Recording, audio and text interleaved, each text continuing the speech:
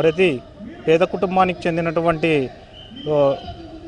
విద్యార్థులు మరియు ఉన్నత ఉద్యోగ అవకాశాల కోసం రాయడానికి ప్రయత్నించేటువంటి పేద కుటుంబానికి చెందినటువంటి ప్రతి ఒక్కరు కూడా చాలా కష్టపడి నిర్దిష్టంతో వాళ్ళు ఒక లక్ష్యంని పెట్టుకొని ఈ పొద్దు చదువుతూ ఉంటే ఈ యొక్క కూటమి ప్రభుత్వం వారికి ఉద్యోగ అవకాశాలు అని చెప్పి వాటికి రుసుమును సపరేట్గా పెట్టి దాని తర్వాత ఒక ప్రణాళికాబద్ధంగా ఒక నిర్ణీత సమయంలో పరీక్షను జరపడమే కాకుండా ఆ పరీక్షను కూడా తమ యొక్క పెత్తందారుల కోసం ఈ ఉద్యోగాలను క్రియేట్ చేసినట్లుగా మెరిట్ లిస్టును కూడా ఈ పొద్దు బయటికి రానివ్వకుండా ఈ యొక్క డిఎస్సి ఉద్యోగాలను భర్తీ చేసింది. అదేవిధంగా మేమైతే ఒకటే చెప్పదలుచుకున్నాం, ఈ రాష్ట్రంలో నడుస్తున్నది పేదలకు మరియు పెత్తందారులకు జరుగుతున్న ఈ యుద్ధంలో వైఎస్ఆర్ కాంగ్రెస్ పార్టీ పేదల పక్షాన అండగా నిలబడి ఇదే కాకుండా ఈ డిఎస్సి మీద పోరాటమే కాకుండా రేపటి రోజున పేదల పక్షాన ఎటువంటి కార్యక్రమానికైనా చేయడానికి సిద్ధంగా ఉంటాం. వాళ్ళ తరపున పోరాటానికి కూడా మేము వెనకడుగు వేయబోమని ఈ యొక్క కూటమి ప్రభుత్వానికి గట్టిగా హెచ్చరిస్తున్నామని చెప్పి తెలియజేసుకుంటున్నాను. నా పేరు బాబా సలాం. నేను వైఎస్ఆర్ కాంగ్రెస్ పార్టీ రాష్ట్ర సోషల్ మీడియా విభాగ రాష్ట్ర ప్రధాన కార్యదర్శి. ఇండ్ల విజయ్ కుమార్ రెడ్డి, వైఎస్ఆర్ విద్యార్థి విభాగం రాష్ట్ర ప్రధాన కార్యదర్శి.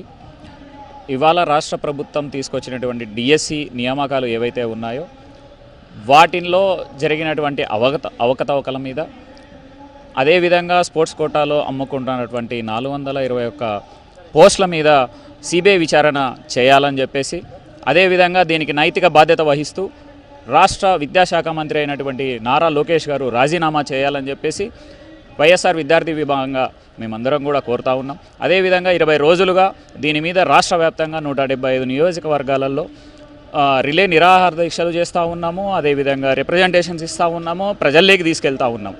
కానీ ఇవాళ ఆ రాజకీయ పార్టీలో ఉన్నటువంటి కూటమి ప్రభుత్వంలో ఉన్నటువంటి ఎమ్మెల్యేలు ఏమని మాట్లాడుతూ ఉన్నారు? మేమందరం రాజకీయ నిరుద్యోగులమా? రాజకీయ నిరుద్యోగాన్ని క్రియేట్ చేస్తున్నది ఎవరు? మీ కూటమి ప్రభుత్వం. మీ కూటమి ప్రభుత్వమే ఈ విధంగా చేయకోకుండా ఉండింటే మేమందరం రోడ్లు ఎక్కాల్సిన అవసరము నిరుద్యోగులకు కానీ, ఈ యువతకు కానీ, విద్యార్థులకు కానీ ఏ విధమైన అవసరం ఉంది? మీరు కూడా ఒకసారి పునరాలోచించుకోవాలి. అదేవిధంగా ఇవాళ రాష్ట్ర వ్యాప్తంగా 10,500 కోట్ల రూపాయల స్కాలర్షిప్ని కూడా రిలీజ్ చేయాల్సి ఉంది. కానీ ఇప్పటికి కూడా చిత్తశుద్ధి లేకోకుండా రాష్ట్ర మంత్రి కానీ, అదేవిధంగా రాష్ట్ర ప్రభుత్వంలో ఉన్నటువంటి కూటమి ప్రభుత్వం కానీ విడుదల చేయకోకుండా ఇవాటికి కూడా నిమ్మకి నీరెత్తినట్టు చూస్తూ ఉన్నది. దీనివల్ల విద్యార్థులు ఎంత సమస్య బయటపడుతున్నారన్న వాళ్ళకి అర్థం కావట్లేదు. ఎందుకోసం అంటే ఇవాళ కాలేజీలో లేకపోతే ఫీజు కట్టకపోతే వాళ్ళు ఇప్పటికి కూడా సర్టిఫికెట్లు ఇవ్వట్లేదు. నువ్వేమో నోటిఫికేషన్లు ఇస్తా అంటున్నావు. నోటిఫికేషన్లు ఇస్తే వాళ్ళ దగ్గర సర్టిఫికెట్లు ఉండాలి కదా. నువ్వు సర్టిఫికెట్లు ఇవ్వాలంటే స్కాలర్షిప్ రిలీజ్ చేయాలి కదా. ఆ స్కాలర్షిప్స్ని పే చేయాలంటే తల్లిదండ్రులు ఎంత బాగా అనుభవిస్తున్నారు అనేది నీకు అర్థం కావట్లేదు నారా లోకేష్ గారు. మీరు దీనిని కూడా నైతిక బాధ్యత ఖచ్చితంగా వహించాల్సిందే. అదేవిధంగా ఇవాళకి కూడా యువతకి నువ్వు ఇచ్చినటువంటి మాట ఏదైతే ఉందో యువగలంలో ప్రతి నిరుద్యోగికి కూడా 3,000 రూపాయలు ఇస్తాను అన్నావు. ఇవాళ రాష్ట్రంలో ఎంతమంది నిరుద్యోగులు ఉన్నారు? మీ దగ్గర ఇంతవరకు కూడా ఆ లెక్కను మీరు ప్రకటించలేదు. ఒక శ్వేతపత్రాన్ని విడుదల చేయలేదు. దాదాపుగా 2 సంవత్సరాలు దాటిపోయింది. 24 నుంచి 26 నెలలు వచ్చింది మీ ప్రభుత్వం వచ్చి. ఇప్పటిదాకా కూడా ఏ యువతకైనా సరే నిరుద్యోగ భృతి ఇచ్చినట్టుగానే మీరు ఇచ్చారా? ఆఖరికి లాస్ట్ గవర్నమెంట్లో మా జగన్మోహన్ రెడ్డి గారు ఇచ్చినటువంటి ఏవైతే 12,000 పైచులకు డిఎస్సి నియామకాలు ఉన్నాయో వాటిని రద్దు చేసి దానికి ఒక 4,000 పోస్టులు ఇచ్చి ఇవాళ 16,000 ఉద్యోగాలు ఇచ్చామని చెప్పేసి మీరు చెప్తా ఉన్నారు. అందులో అవకతవకలు జరపకోకుండా ఉండింటే నువ్వు బహిరంగ చర్చకు రమ్మడానికి నీకెందుకు ధైర్యం లేదు?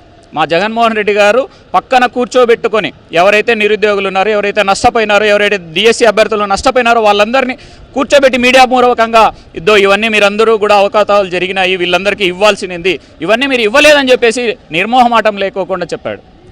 బహిరంగ చర్చకు రమ్మని సిద్ధంగా ఉన్నాడు. కానీ మీరు ఇప్పటిదాకా తాటాకు చప్పుల్లో పక్కన పెట్టుకునే మాట్లాడుతున్నారు తప్పితే బహిరంగ చర్చకు రావడం లేదు.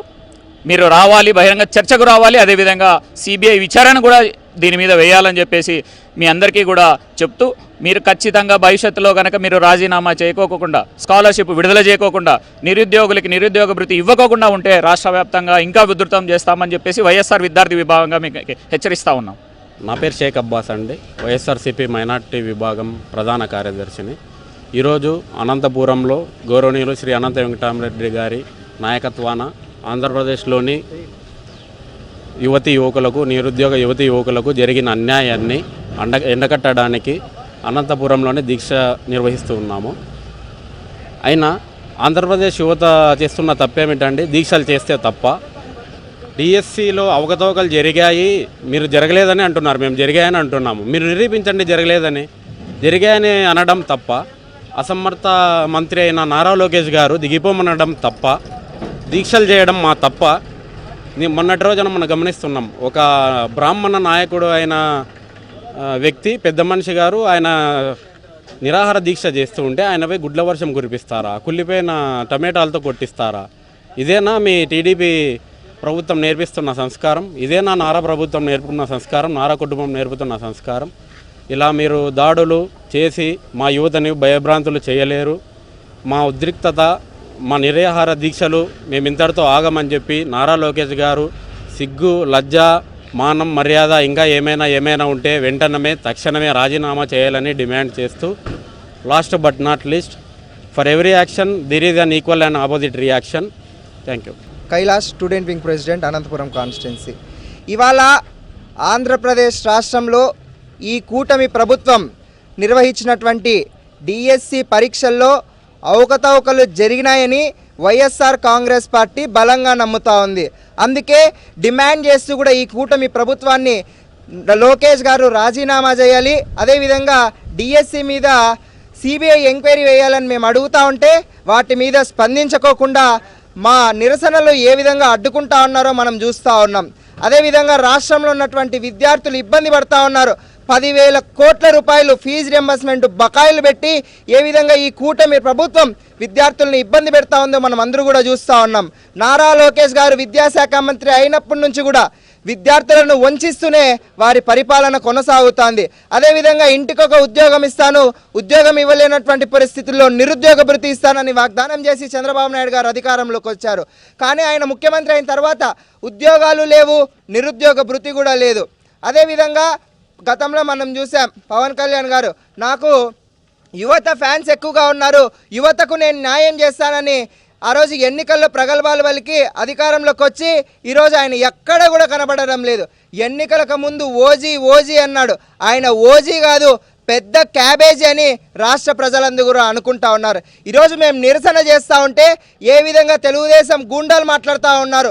నిరసనలో గంజాయి బ్యాచ్ ఉన్నారు, రౌడీలు ఉన్నారు, గూండాలు ఉన్నారని మీరు మాట్లాడుతూ ఉంటే మా అందరికీ కూడా దొంగతనం చేసిన దొంగ నడిచినట్టు వినపడతా ఉంది. ఎందుకంటే తెలుగుదేశం పార్టీలో ఉన్నటువంటి గూండాలు ఏ విధంగా విజయవాడ సెంట్రల్లో శాంతియుత నిరసన చేస్తూ ఉంటే అక్కడ ఉన్నటువంటి శాసనసభ్యుడు బోండా ఉమా గారు ఏ విధంగా నిరసన శిబిరాలను వంచారో మనం చూసాం.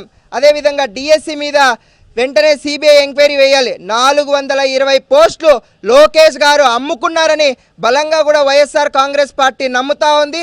దీనికి బాధ్యత వహిస్తూ నీ నిజాయితీని నిరూపించుకుంటూ లోకేష్ గారు రాజీనామా చేయాలి. అదేవిధంగా డిఎస్సి మీద సిబిఐ ఎంక్వైరీ చేయాలని కూడా వైఎస్ఆర్ కాంగ్రెస్ పార్టీగా కూడా డిమాండ్ చేస్తూ ఉన్నాం.